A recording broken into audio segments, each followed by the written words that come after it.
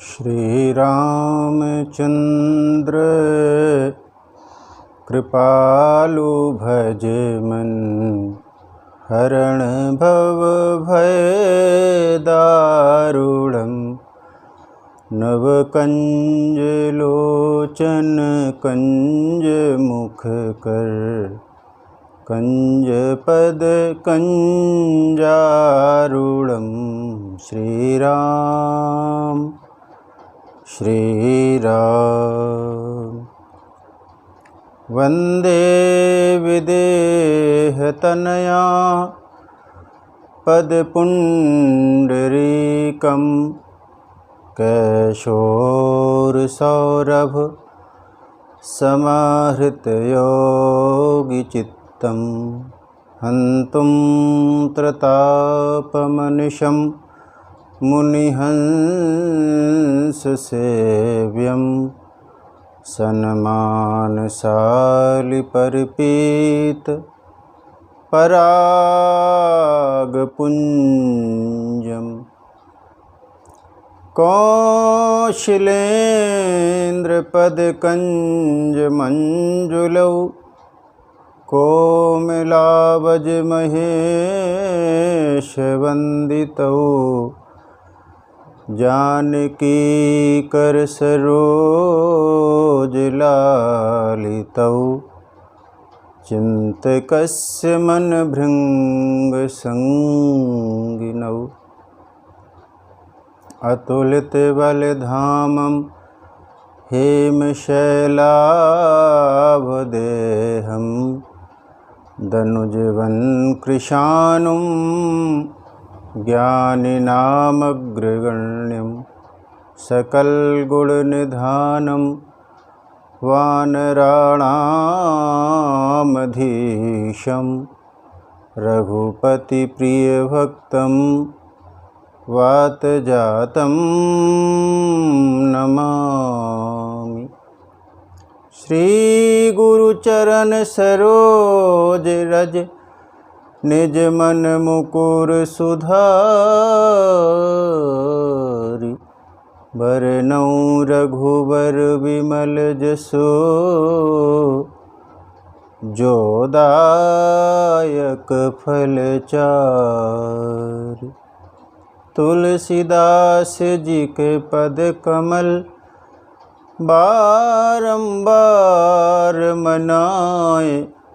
गुण गावऊँ सिया राम के, हनुमत हो सहाय। हनुमत हो सहाय। बोलिए श्री सीताराम जी महाराज की। जय जय राम कथा, जय श्री राम कथा। जय जय राम कथा, जय श्री राम कथा। इसे श्रवण कर मिट जाती है, इसे श्रवण कर मिट जाती है जन्म जन्म की व्यथा। जय जय राम कथा, जय श्री राम कथा। जय जय राम कथा, जय श्री राम कथा। राम कथा सुंदर करतारी, संशय विहग उड़ावनहारी। राम कथा सुंदर करतारी, संशय विहग उड़ावनहारी। राम कथा कलि बिटप कुठारी, सादर सुनो गिरिराज कुमारी। तेरा भी संशय भागेगा, तेरा भी संशय भागेगा, पार्वती कर यथा। जय जय राम कथा, जय श्री राम कथा। जय जय राम कथा, जय श्री राम कथा। बोलिए श्री सीताराम जी महाराज की जय। हनुमान जी महाराज की जय। गोस्वामी तुलसीदास जी महाराज की।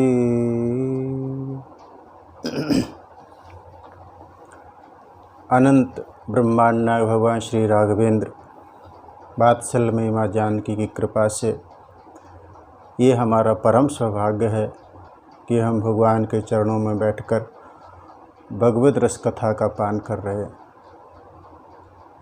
विज्ञान के माध्यम से देश विदेश में सुनने वाले सभी श्रोता भाई बहनों का मैं भगवान की इस कथा में स्वागत करता हूँ।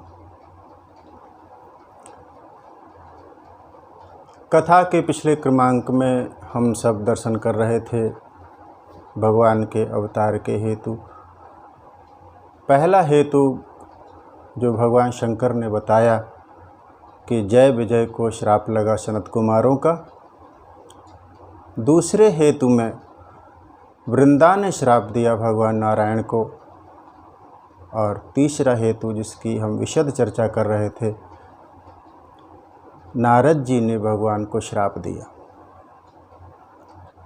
जिसके वजह से भगवान का अवतार हुआ। और इस नारद मोह के प्रसंग को यदि हम ध्यान से देखें तो जब ये कथा प्रारंभ होती है तभी याज्ञवल्क्य जी भरद्वाज जी को कहते हैं, भरद्वाज कौतुक सुनौ। कहते हैं कि भरद्वाज जी, जो मैं आपको कहने जा रहा हूँ ये एक कौतुक भर था, खेल भर था।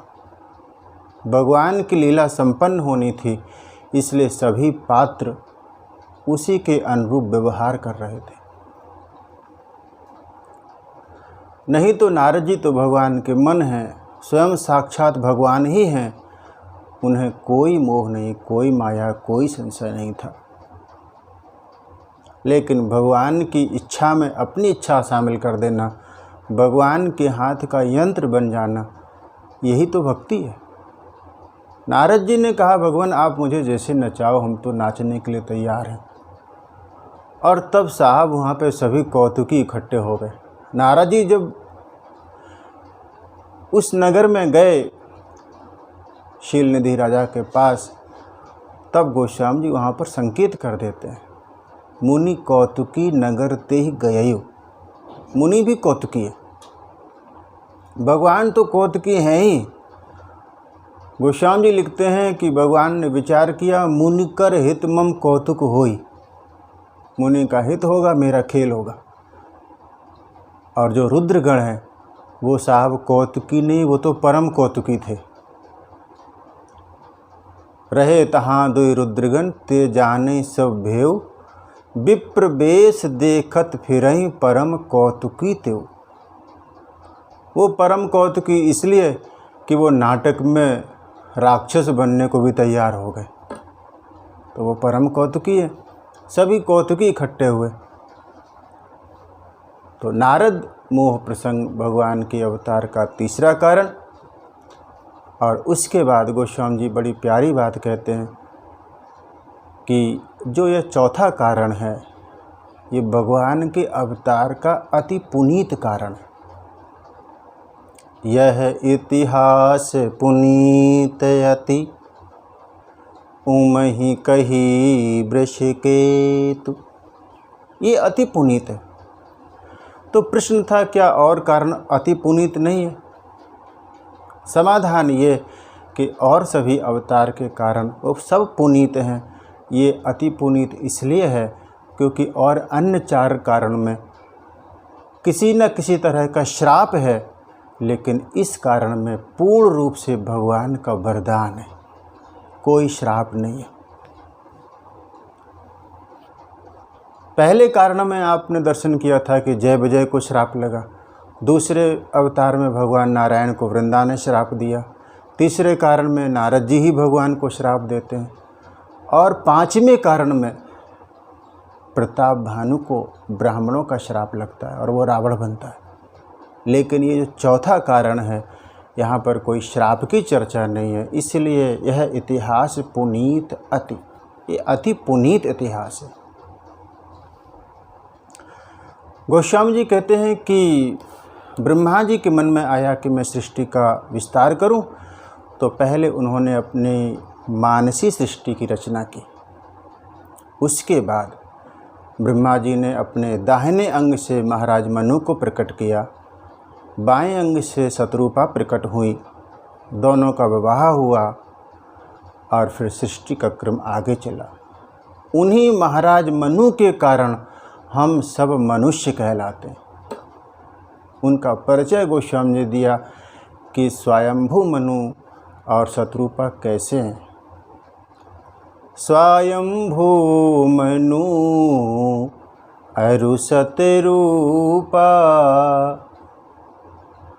स्वयंभू मनु अरु शत्रुपा, जिनते भय नर सृष्टि अनूपा, दंपति धर्म आचरण नीका, अजहु गाव श्रुति जिन्ह कैली का। स्वयंभू मनु है, उनकी पत्नी है शत्रुपा। और महाराज मनु इस पृथ्वी के एक छत्र राजा हैं। कोई दुख नहीं है, कोई पीड़ा नहीं है। महाराज मनु की 5 संतान हैं, 3 बेटियां हैं, 2 पुत्र हैं। आकुति, देवहूति, प्रसूति 3 कन्याएं हैं। और बड़े बेटे का नाम उत्तानपाद है, छोटे बेटे का नाम प्रियव्रत है। और आप दर्शन करें कि महाराज मनु कितने बड़े भाग्यशाली हैं कि भगवान के 24 अवतारों में से 6 अवतार तो महाराज मनु की परंपरा में हुए। महाराज मनु की बेटी आकुति, जिनकी वंश परंपरा में भगवान यज्ञ नारायण स्वयं पधारे। दूसरी बेटी देवहूति, देवहूति के घर पे भगवान कपिल आए। और देवहूति की बेटी अनसुईया, जिनके यहाँ भगवान दत्तात्रेय आए,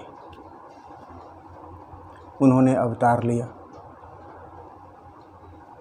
महाराज मनु की तीसरी बेटी है प्रसूति, जो राजा दक्ष को ब्याही गई, जिनके यहाँ स्वयं भगवती ने अवतार लिया है। और प्रसूति की 13वीं कन्या मूर्ति के यहाँ भगवान नर नारायण स्वयं प्रकट हुए। और बड़े बेटे उत्तानपाद के यहाँ तो भक्तराज ध्रुव का जन्म हुआ। और उसी परंपरा में भगवान पृथु का अवतार हुआ। और छोटे बेटे हैं प्रियव्रत, जिनकी परंपरा में भगवान ऋषभदेव प्रकट हुए। इस रूप में भगवान के 6 अवतार महाराज मनु की परंपरा में आए। लेकिन महाराज मनु को फिर भी एक दुख है, एक पीड़ा है। और पीड़ा ये कि मुझे विषयों से वैराग्य नहीं हुआ। भगवान शंकराचार्य मणिरत्नमाला में कहते हैं, बद्धोई को कौन बंधा हुआ है? उत्तर दिया उन्होंने, या विषयानुरागी। व्यक्ति को विषय नहीं बांधते, बल्कि विषय के खूंटे से वासना की रस्सी बांध देती है। ये वासना की रस्सी, वासना की रस्सी यही आसक्ति है। और जब यही वासना की रस्सी आसक्ति है, और जब यही वासना की रस्सी उपासना में बदल जाती है, तो वही आसक्ति भक्ति बन जाती है। भगवान उस उपासना की रस्सी से बंध जाते हैं। यहाँ पर महाराज मनु के मन में एक पीड़ा है। होई न विषय विराग, भवन बसत भा चौथपन। चौथापन आ गया। हृदय बहुत दुख लाग, जन्म गयऊ हरि भगति बिनु।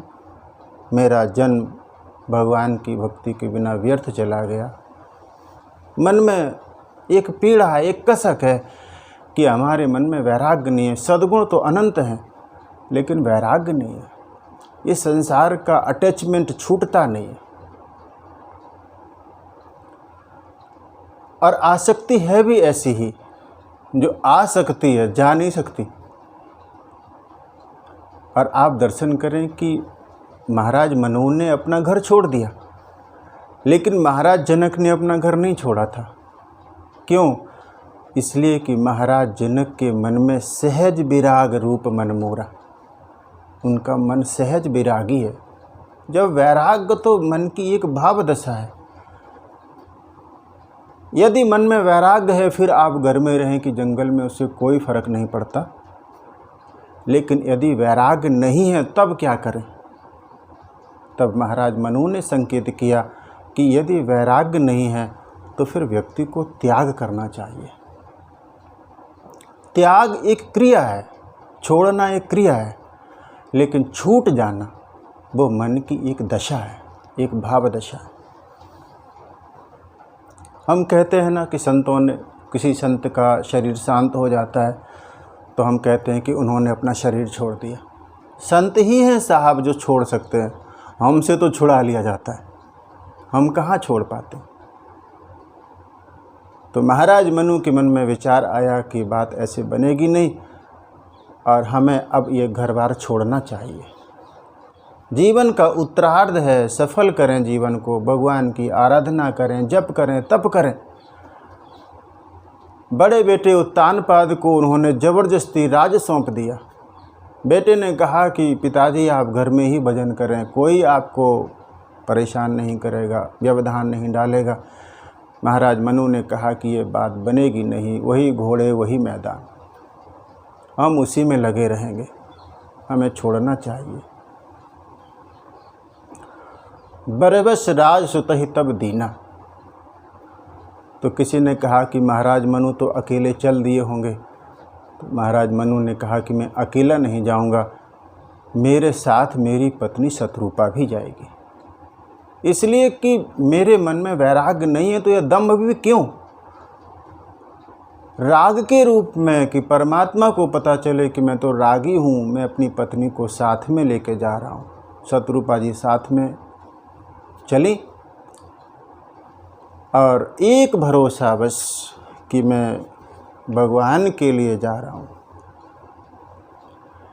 जीवन है तेरे हवाले मुरलिया वाले, जीवन है तेरे हवाले मुरलिया वाले, मेरे अपने हुए न अपने, मेरे अपने हुए न अपने, अब तो तू ही अपना ले मुरलिया वाले, जीवन है तेरे हवाले मुरलिया वाले, मैं बांसुरिया तेरी कान्हा, मैं बांसुरिया तेरी कान्हा, जैसे चाहे बजा ले मुरलिया वाले, जीवन है तेरे हवाले मुरलिया वाले,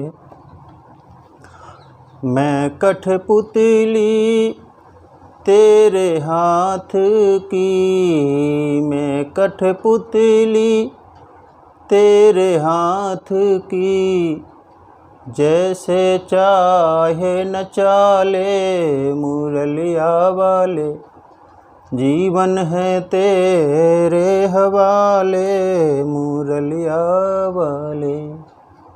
भगवान को समर्पण करके महाराज मनु चले। तीर्थवर नैमिष विख्याता, तीर्थराज नैमिष में पहुँचे। नैमिषारण्य में महाराज मनु और शत्रुपा पधारे। ऋषि मुनियों को समाचार मिला कि महाराज मनु आए हैं।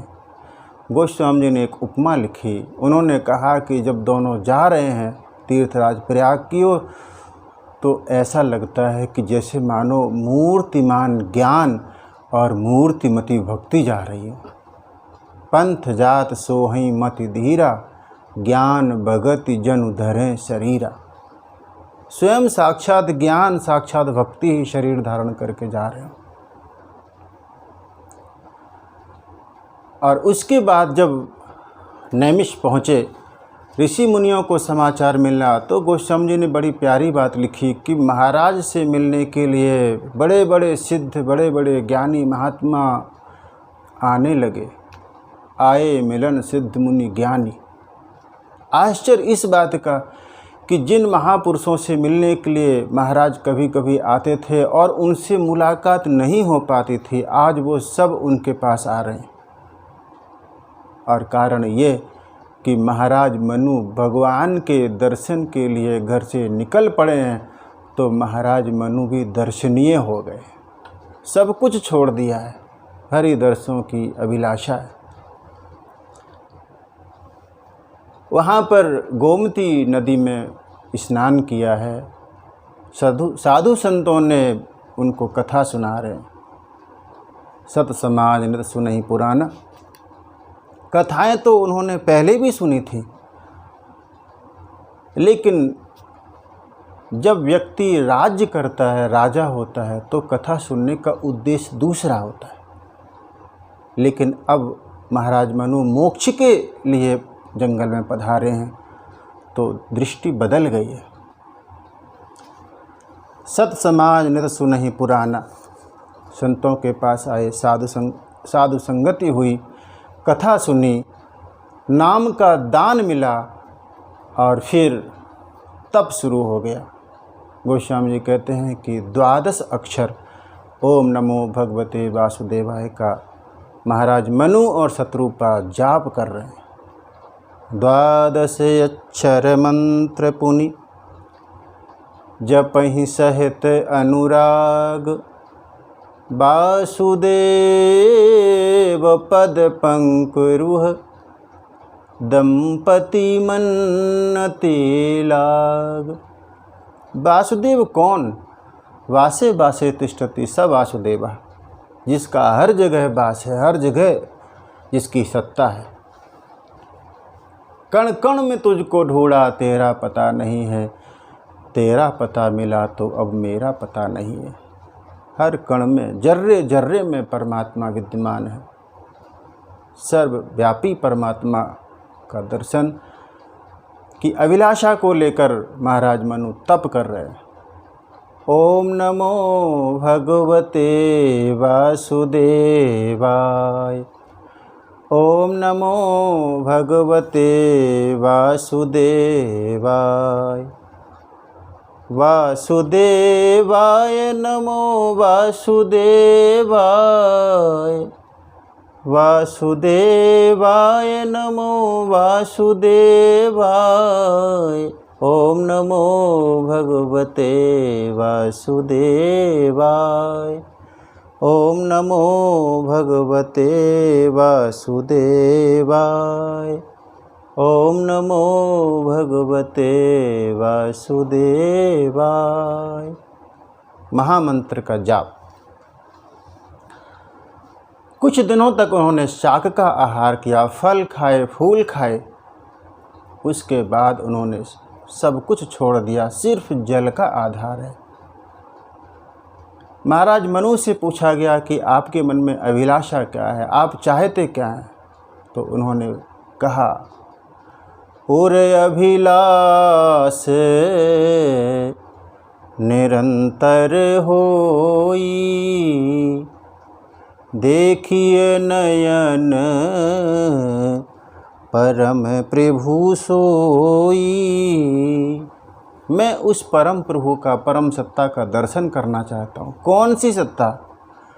अगुण अखंड अनंत अनादि, जहि चिंतहि परमार्थवादी। नेति नेति जहि वेद निरूपा, नेति नेति तिजेहि वेद निरूपा निजानंद निरुपाधि अनूपा। केवल जल के आधार पर हैं और सफलता नहीं मिल रही है।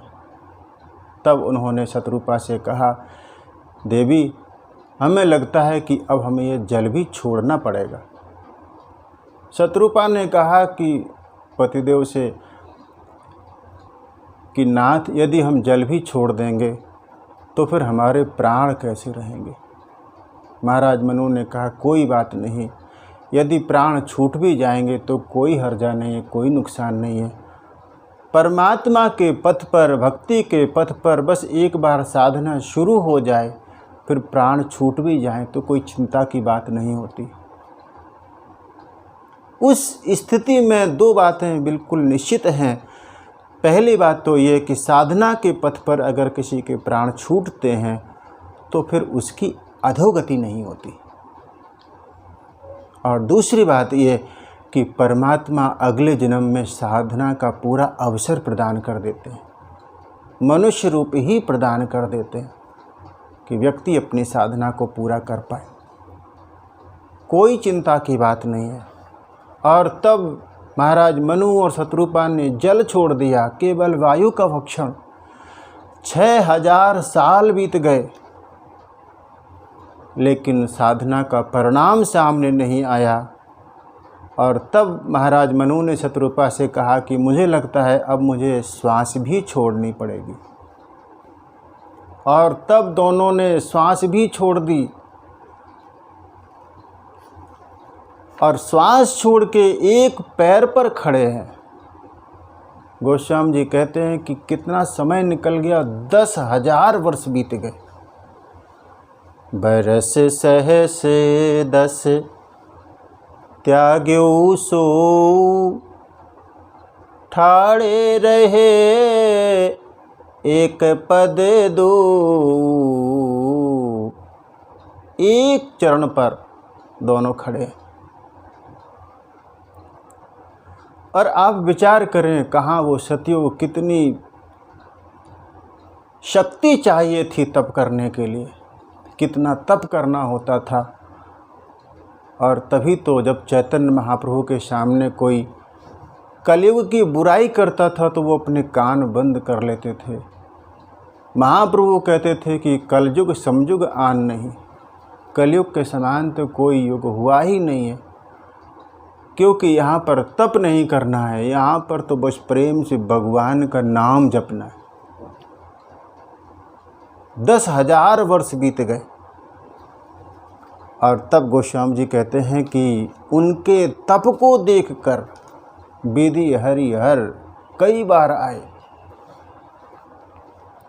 कहा वरदान मांगो, वरदान मांगो। लेकिन महाराज मनु टस से मस नहीं हुए।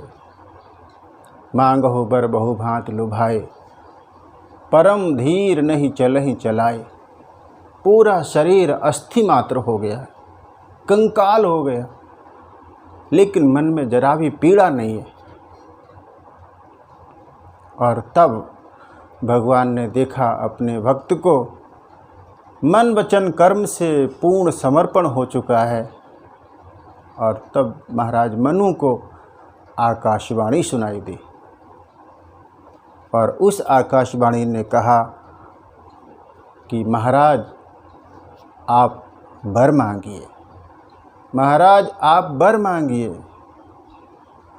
मांगो मांगो बरु भय नभ बानी, परम गभीर कृपामृत सानी। वो वाणी नहीं थी साहब, वो कृपामृत था, अमृत था। और जैसे ही वो अमृत कानों के माध्यम से शरीर में प्रविष्ट हुआ और उसका परिणाम तुरंत देखने को मिला। जो शरीर अस्थि मात्र हो गया था, कंकाल हो गया था, वो शब्द को सुनते ही, शब्द ब्रह्म को सुनते ही शरीर कैसा हो गया, हिष्ट पुष्ट तन भय सुहाए, मानहु अबहीं भवन ते आए। शरीर हिष्ट पुष्ट हो गया। किसी ने भगवान से कहा कि भगवान आपने उनका शरीर हिष्ट पुष्ट क्यों कर दिया? आप भी तो देखते, जो उन्होंने साधना की, तप की, तो उस शरीर का दर्शन आप भी तो करते, आप भी देखते कि उन्होंने कितनी साधना की। और तब भगवान ने कहा कि मैंने हिष्ट पुष्ट इसलिए कर दिया, यदि उसी शरीर के सामने मैं प्रकट होता तो हो सकता है कि महाराज मनु और शत्रुपा को ये लगता कि मैं उनके तप के प्रभाव से उनके सामने प्रकट हुआ हूँ। मैं किसी साधना के प्रभाव से प्रकट नहीं होता, मैं तो भक्तों के प्रेम के कारण प्रकट होता हूँ। मूल में केवल प्रेम, प्रेम से ही परमात्मा रीझता है। हिष्ट पुष्ट। दूसरा कारण ये कि भगवान ने कहा कि मुझे पता है महाराज मनु में शरीर के प्रति आसक्ति है, राग है, और यदि शरीर के राग को धन्य करना है, भक्ति पथ पर चलना है, तो फिर शरीर को व्यर्थ क्यों मानते हो? शरीर के बिना साधना ही कहाँ होगी? यदि भगवान से अनुराग करना है, भक्ति पथ पर चलना है, तो शरीर तो सुदृढ़ चाहिए। इसलिए भगवान ने अपनी वाणी से उनके शरीर को हिष्ट पुष्ट कर दिया और कहा कि आप वरदान मांगो। महाराज मनु ने कहा कि भगवान मैं आपका दर्शन करना चाहता हूँ। भगवान ने कहा कि दर्शन तो होगा नहीं। क्यों नहीं होगा? इसलिए क्योंकि आप ही कह रहे हो अगुण अखंड अनंत अनादि जहि चिंतहि परमार्थवादी, नेति नेति जहि वेद निरूपा, निजानंद निरुपाधि अनूपा। तो जब मैं अगुण हूँ, अखंड हूँ, अनंत हूँ, अनादि हूँ, तो फिर मेरा रूप ही कहाँ होगा? यदि आप निराकार रूप का ध्यान करेंगे तो फिर ये साकार रूप तो सामने आने वाला नहीं, फिर तो शब्द ही आएगा। यदि आपको दर्शन करना है तो आपको बताना पड़ेगा कि मैं किस रूप में आऊँ। और तब महाराज मनु ने कहा कि भगवान आपका क्या स्वरूप है वो तो आप भी जाने। भगवान का स्वरूप कैसा? राम स्वरूप तुम्हार, बचन अगोचर बुद्धि पर, अविगत अकथ अपार, नेति नेति नित निगम कह। भगवान का स्वरूप ऐसा कि वेद जिसको नेति नेति कहते हैं। महाराज मनु ने कहा कि मैं आपके स्वरूप को नहीं जानता, लेकिन हाँ मैं इतना कह सकता हूँ। क्या? जो स्वरूप बस शिव मन माही, जहि कारण मुनि जतन कराही। जो स्वरूप शिवजी के मन में बसता है, जिसके लिए मुनि लोग यत्न करते हैं, जो हो सुंडी मन मानस हंसा, सगुण अगुण जेहि निगम प्रशंसा। जो भुशुंडी के मन रूपी मान सरोवर में हंस के समान विद्यमान है, देखहि हम सो रूप भरि लोचन,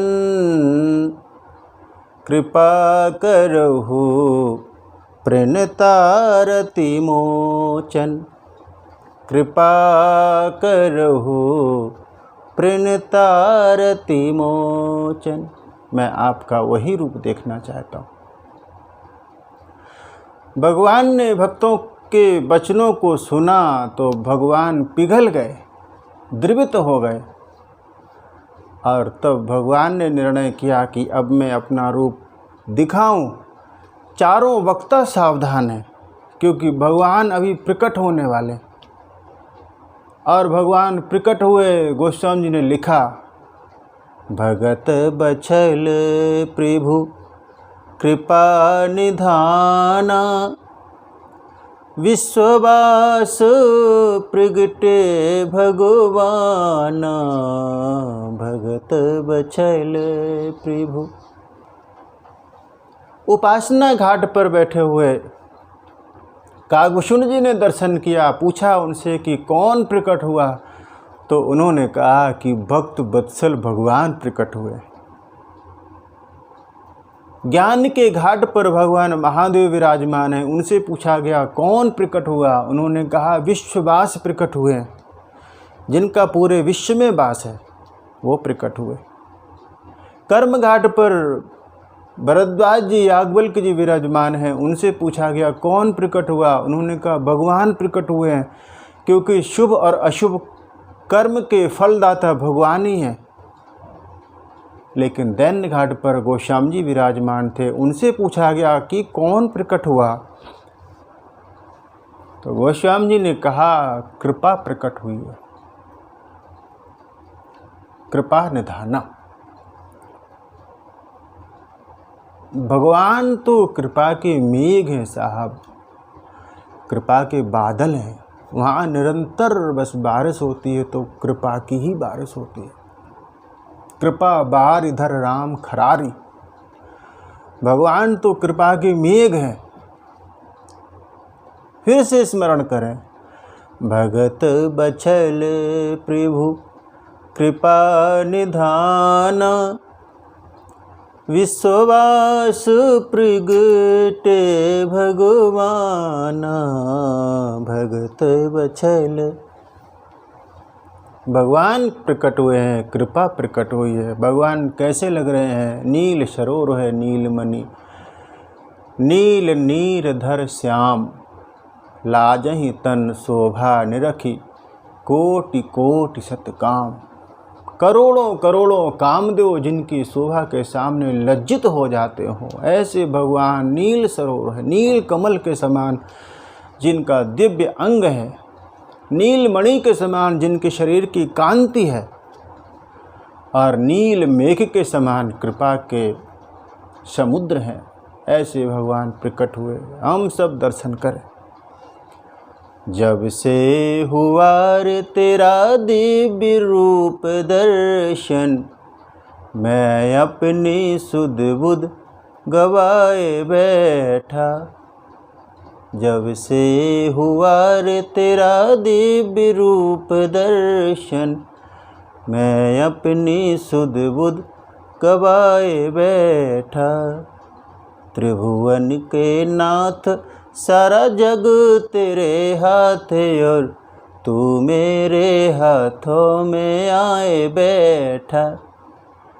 एक अकिंचन पे बड़ा उपकार किया, निज पद सेवा का अवसर मोहि दिया।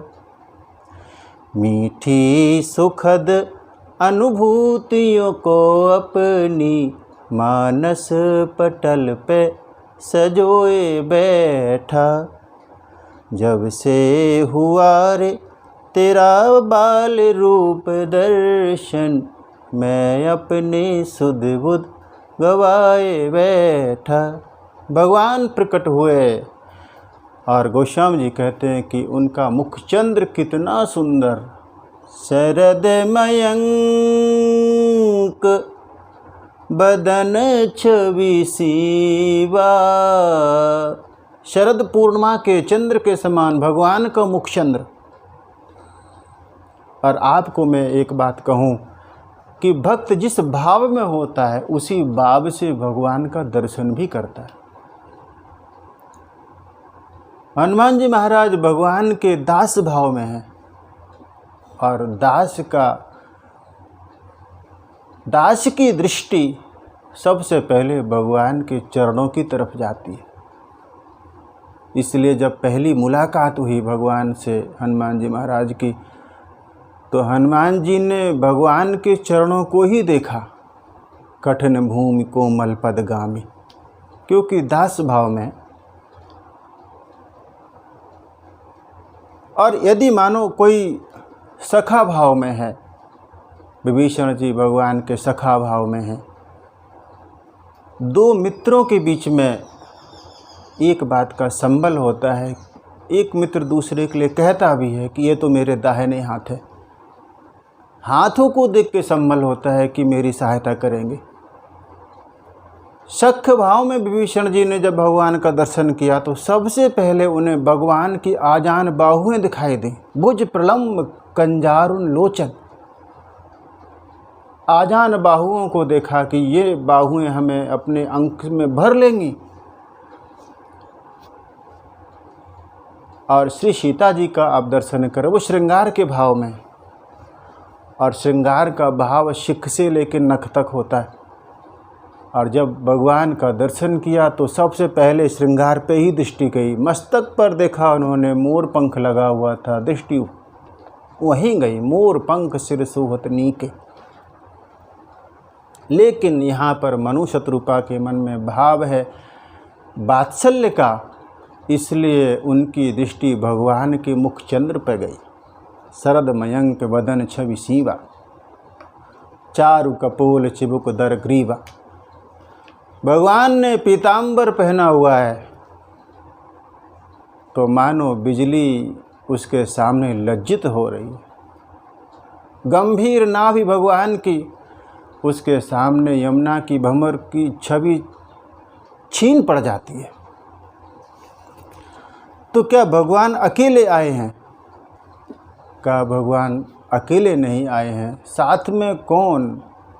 वाम भाग शोभति अनुकूला, वाम भाग में शोभित है कौन? आदि शक्ति छवि निधि जगमूला। वाम भाग श्री सीता जी विराजमान है वाम अंग में। तो मानो भगवान प्रकट हुए, ये महाराज मनु की साधना का परिणाम था। लेकिन श्री जी पधारें, किशोरी जी पधारें, तो ये मानो ये कृपा का पक्ष था। वो तो बिना बुलाए ही आ गई। किशोरी जी से पूछा गया कि आप तो भगवान के वाम अंग में रहती हैं, ऐसा क्यों? तो किशोर जी ने कहा इसलिए कि ताकि जीव भगवान के दाहिने रह सके, इसलिए मैं उनके बाएं खड़ी रहती हूँ। हम सब दर्शन भी करते हैं ना, दक्षिणो लक्ष्मणो यस्य वामे चा जनकात्मजा, पुरतो मार्तुर्यस्य तम वंदे रघुनंदनम। राम बाम दिशि जानकी, लखन दाहिनी ओर, ध्यान सकल कल्याणमय, सुर तरु तुलसी तोर। वाम भाग में श्री सीता जी शोभित हैं। महाराज मनु ने दर्शन किया, भाव विभोर हो गए, छवि समुद्र को देखा, आंखें खुली की खुली रह गईं। तो मानो प्राण तो महाप्राण में मिल गए, लेकिन शरीर को भी अभिलाषा थी कि भगवान हमारा भी स्पर्श करे। तो शरीर पाहि माम कहते हुए दंड की तरह जमीन पर गिर पड़ा। परे दंड यव गहिपद पानी, गिर पड़े चरणों में, चरण पकड़ लिए महाराज मनु ने। और तब भगवान ने अपने कर कमल रख दिए उनके मस्तक पर। सिर पर से प्रभु निज कर कंजा, अपने कर कमल महाराज मनु शत्रुपा के मस्तक पर रख दिए, उठा लिया, अपने अंक में भर लिया। तुरंत उठाए करुणा पुंजा। और तब भगवान ने कहा कि तुमने जो तप किया है उसका फल है मेरा दर्शन, लेकिन मेरे दर्शन का भी फल है, आप वरदान मांगो। और भगवान ने कहा कि संकोच नहीं करना, महादानी समझ के वरदान मांगना, मैं महादानी हूँ। भगवान को तो पहले ही पता है कि आप क्या मांगने वाले। और महाराज मनु ने सबसे पहले ये कहा कि भगवान आपका दर्शन हो गया तो अब पूरे सब काम हमारे, अब कुछ बचा ही कहाँ है। नाथ देखी पद कमल तुम्हारे, अब पूरे सब काम हमारे, सारे काम पूरे हो गए, लेकिन फिर भी मैं आपसे छुपाव नहीं करूँगा, दुराव नहीं करूँगा। मेरे मन में एक लालसा है, एक वासना है।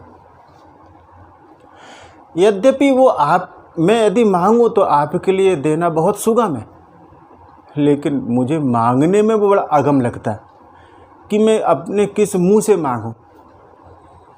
भगवान ने कहा नहीं आप बताओ।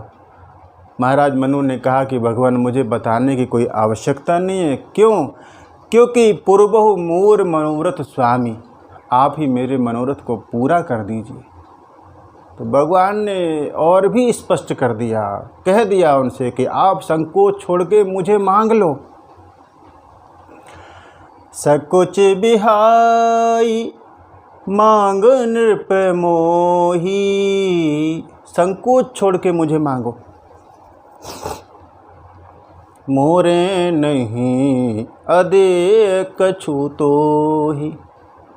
और आप सब जानते होंगे कि संकोची व्यक्ति संकोच के कारण दुनिया भर की बातें करेगा, लेकिन जो मुख्य बात होगी कहने की वो कह नहीं पाता। और यही हुआ। महाराज मनु ने कहा कि भगवान आपने कहा कि मैं महादानी हूँ। आप महादानी नहीं साहब, आप तो दान के शिरोमणि हैं। दान शिरोमणि कृपा निधि, आप दान शिरोमणि हैं, ये आपका प्रभाव है।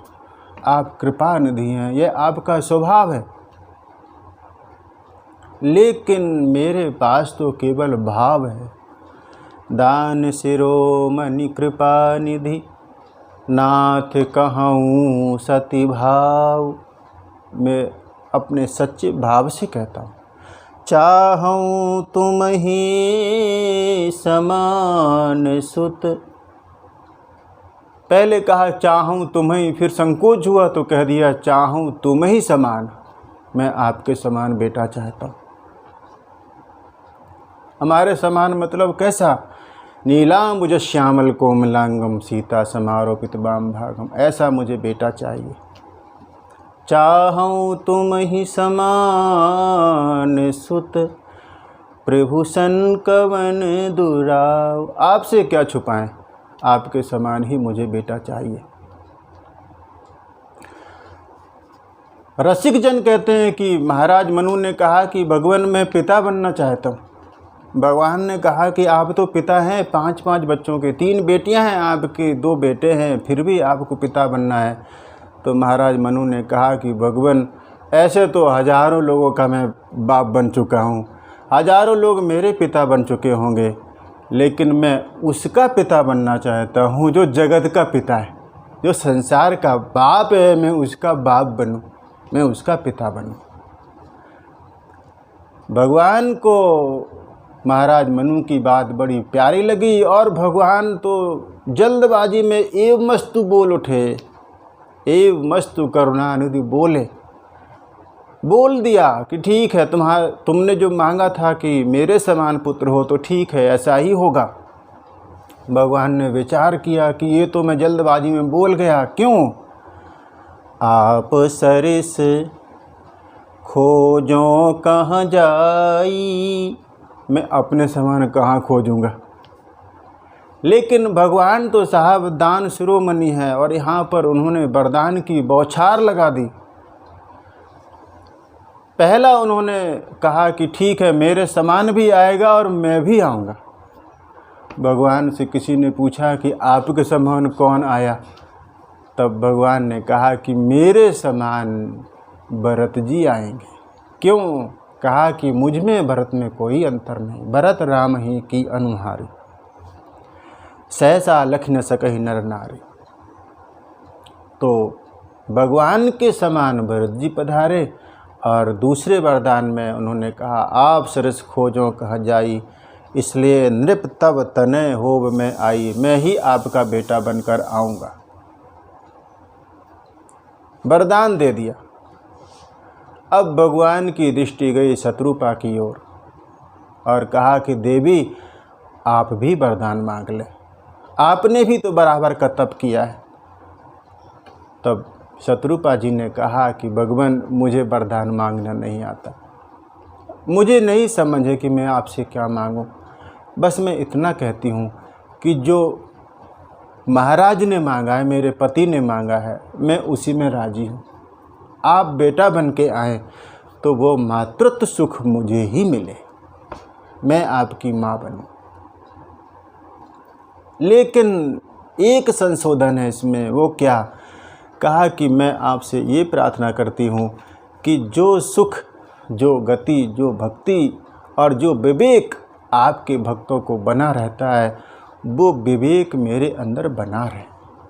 सोई सुख सोई गति सोई भगति, सोई निज चरण स्नेह, सोई विवेक सोई रहनि प्रभु, हम ही कृपा करी देहु। हम में वो विवेक बना रहे, मैं जानती रहूं कि आप परमात्मा हैं। और आप दर्शन करें कि जब कौशल्या के रूप में हैं तो भगवान ने तो उनको विराट रूप का दर्शन करा के याद भी दिलाया, माँ तो विवेक अलौकिक तोर, आप में ये अलौकिक विवेक बना रहेगा। लेकिन इस वरदान का पछतावा कौशल्या जी को बराबर बना रहा। क्यों? कि जब भगवान राम का वनगमन हुआ, भगवान चले गए, तब कौशल्या जी कहती हैं कि हमने वो वरदान क्यों मांगा। अगर मैंने विवेक नहीं मांगा होता तो जैसे महाराज ने अपने प्राण छोड़ दिए भगवान के वियोग में, मैं भी राम के वियोग में प्राण छोड़ देती। मेरी इन आँखों के सामने सब कुछ घटता रहा और मैं चुपचाप देखती रही। यह सब भा इन आँखन आगे, तऊ न तजा तरु जीव अभागे, मोहि न लाज निज नेहु निहारी, राम सरस सुत में महतारी। मुझे लाज भी नहीं आती कि मैं राम की माँ हूँ। कहने लगी कि जीने मरने का फल तो महाराज ने पाया, जिए मरे भल भूपति जाना। मेरा हृदय तो 100 वज्र के समान कठोर है। राम चले गए लेकिन ये हृदय फटता नहीं है। तो जो विवेक इन्होंने मांगा वो विवेक बना रहा। महाराज मनु ने सुना कि देवी ने तो विवेक मांग लिया, बीच में ही बोल पड़े कि भगवान मेरे वरदान में भले ही ये शामिल हों, लेकिन इनके वरदान में मैं बिल्कुल शामिल नहीं हूँ, मुझे इसमें आप शामिल मत कर लेना। चरण पकड़ लिए भगवान के कि मुझे विवेक मत दे देना। भगवान ने कहा आपको क्या चाहिए? कहा कि मैं आपको बेटा ही मानता रहूं, बस मुझे और कुछ नहीं चाहिए, आपके चरणों में रति बनी रहे और मैं आपको बेटा मानता रहूं। भगवान ने कहा ऐसा कैसे होगा? बेटे के चरणों में रति थोड़ी होती है, लोग आपको मूढ़ कहेंगे।